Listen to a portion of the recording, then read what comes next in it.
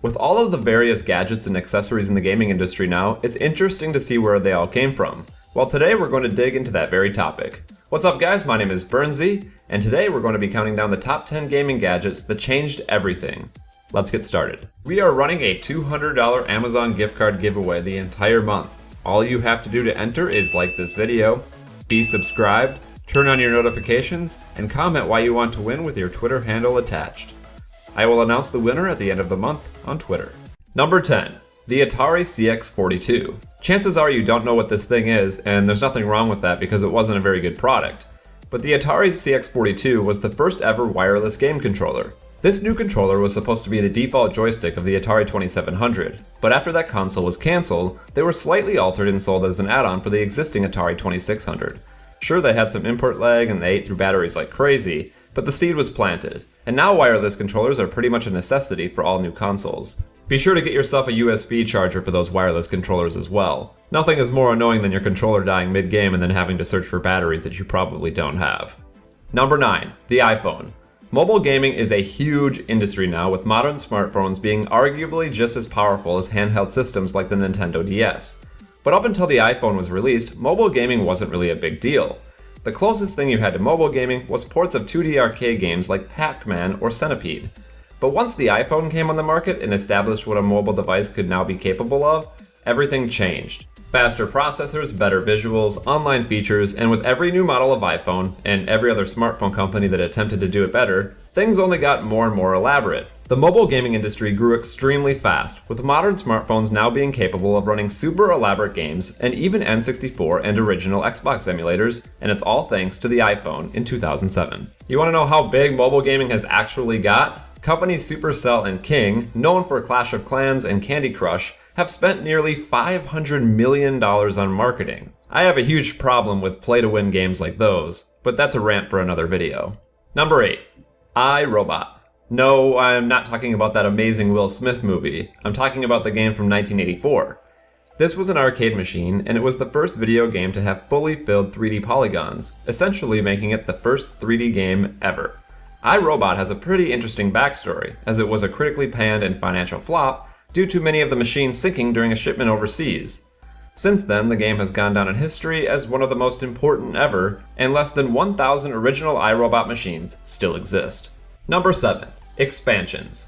Whether or not you like DLC is your own opinion, but you can't deny the impact that it's had on the industry as a whole, despite the fact that many modern publishers abuse the system with micro DLC. But back in the day, you actually had to go to the store to buy any additional piece of game to add onto your experience. This is actually an argument in favor of DLC. Anything that enhances and benefits my gaming experience without leaving the house is good in my book. With the introduction of the original Xbox and Xbox Live, gamers could then purchase expansions digitally, a system that was expanded upon into what we know today with the Xbox 360 and PlayStation 3, which feature digital marketplaces of DLC and even full games.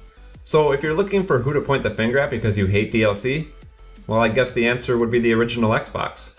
It's a much more convenient way to purchase content, and if you don't like it, well, you just don't have to buy it then. Number 6. Mechanical music. If you go back and find some classic arcade machines, you'll find that they are all silent, with very minimal sound effects and no music. In the early days of video games, they were actually considered to be gambling in some states, forcing them out as illegal. It sounds absurd now, but even pinball machines were illegal until this edition was made. In order to get around the Gambling Association, game developers created a small music box type of device that would be placed inside the game's machine, which technically made it a coin-operated music box, and not a device for gambling. Eventually, music became a mainstay of the gaming industry, and everything worked out fine in the end. It's pretty strange to think that pinball and video games used to be considered gambling, but if that mislabel was never made, we may have never gotten music in our video games. Number 5. The analog stick.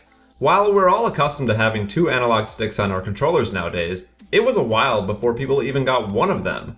For the longest time, the analog stick just wasn't well received.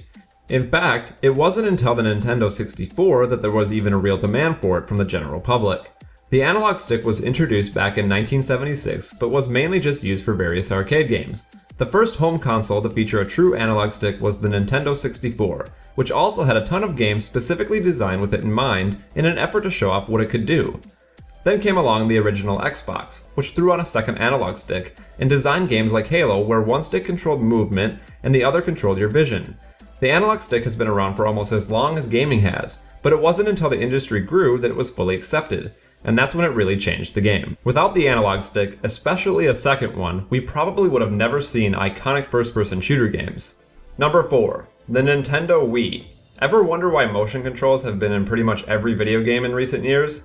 Well, you have the Nintendo Wii to thank for that. The Wii came out of nowhere, and at first, no one took it seriously, myself included, which is why neither Sony or Microsoft tried to counter with motion controls of their own until years after the Wii's launch. But after the Wii proved to be insanely successful, the industry changed forever, and motion controls were now a staple. Sony introduced PS Move, Microsoft introduced the Kinect, and Nintendo would continue chugging along and pushing the boundaries of motion controls. I was never a Nintendo Wii guy, but I do remember when the Kinect came out for Xbox. I think it was an elaborate trick by Microsoft to get me to exercise. When I bought the Xbox One, I just threw the Kinect in the garbage. I don't have time for your exercising game nonsense. Number 3. Super Mario 64. One of the most legendary games of all time. There is a small aspect of Super Mario 64 that is often overlooked. Its camera. In pretty much every third-person video game nowadays, you control your character and the camera itself, giving you a better understanding of what's around you. Super Mario 64 was actually the first game to have this feature. The free camera was a huge innovation and changed the industry forever, as it is now considered outdated and lazy to have a fixed camera in a 3D third-person game. If you like third-person video games at all, you owe Super Mario 64 a huge thank you.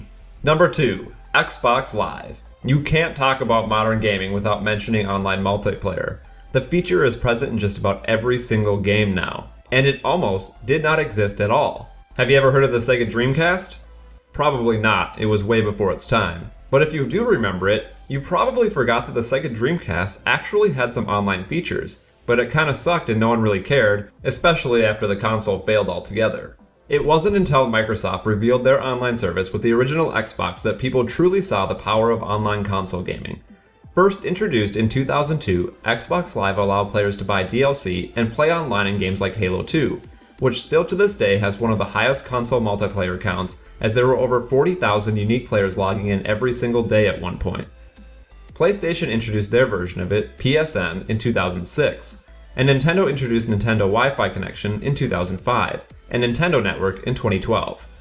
Xbox Live changed the online multiplayer game forever back in 2002, and things are still growing to this day, as every new multiplayer game tries to outdo those that came before it. So even if you're not a big fan of Microsoft and you're not a big fan of Xbox Live, you still owe them a massive thank you and a round of applause standing ovation. Without them, you would never be able to go online and argue that PlayStation Network is far superior. And the number 1 spot for the top 10 gaming gadgets that changed everything belongs to the arcade machine.